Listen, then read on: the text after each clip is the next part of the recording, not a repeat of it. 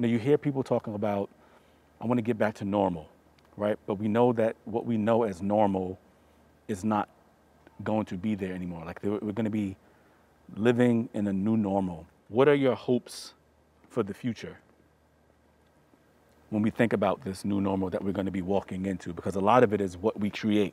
For us to look forward to something, that means those who come after us have to be on the same message, and not necessarily belief, but they should want the same outcome as we do.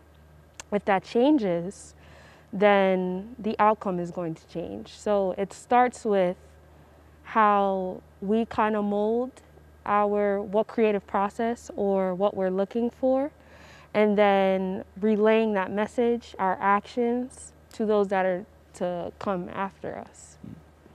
What I would like to see in the future, I would like to see greater representation manifest itself at all levels.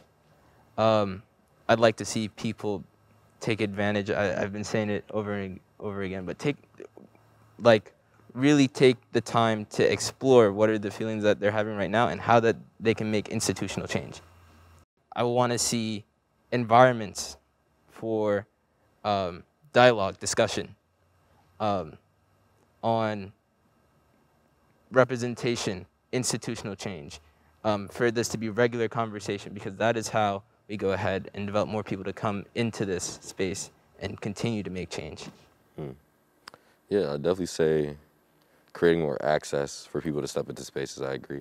Opportunities as well, making sure there's always a platform or always something in place that students can feel represented, heard, and cared for. So I'm always hopeful, especially since we've seen throughout the summer this new level of social awakening within Quinnipiac students and Quinnipiac faculty, staff, administration.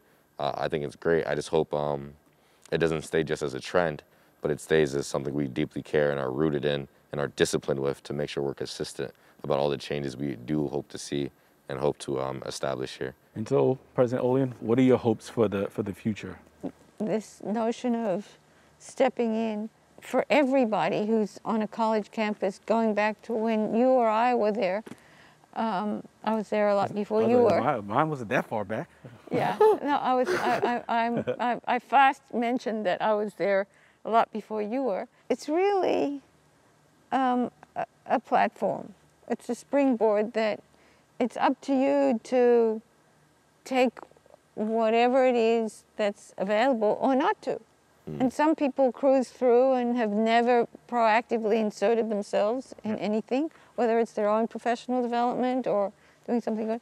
Or for others, it really begins them on a path of things that they seize in life and turn into a platform. So I actually think that a lot of the seeds that you lay here will somehow come back to be part of who you are and who your life journey is, that you won't just be sitting there. You got to insert yourself and do something about it. Right. And what you're doing is seeding the way you're going to problem solve for the rest of your life. You know, I do think that there will be some permanent changes that come from this in the way we live and the way we work. But I do think that the silver lining is that we've all realized that we are social beings and that we really need each other. And this has reminded us how codependent we are on everybody else, that your well-being is in part dependent on how kind I am to you and to you and to you. And we've all realized that, I think, in this time, and that will be something that benefits everyone, including our our realization of how far and how much we owe to progress around racial justice and social justice.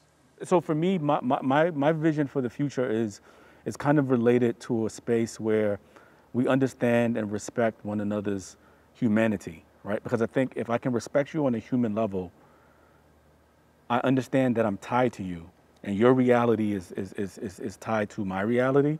And so I look forward to us getting to a space where we bring civility back, where we can have open and honest discussions, where we don't have to agree, but we understand that there is a greater good to the things that we're doing.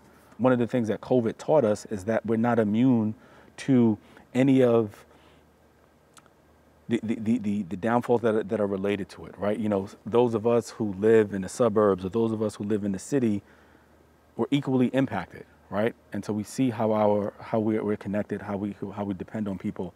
And so I'm thinking and I'm hoping that the time that we've spent in quarantine and the realization that we are dependent on one another gets us to a point that when we get back to whatever this new normal is, that we don't lose that understanding that we need each other to be successful. One of the things that I talked about at our convocation was the spirit of Ubuntu, right? The idea of that I am because you are, and remembering that connection. So that's kind of what I hope for.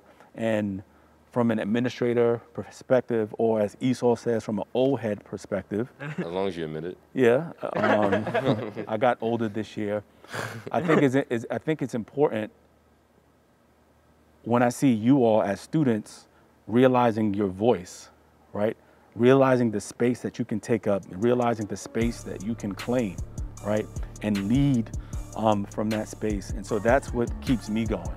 Like seeing all of you doing this work, that's what keeps me going.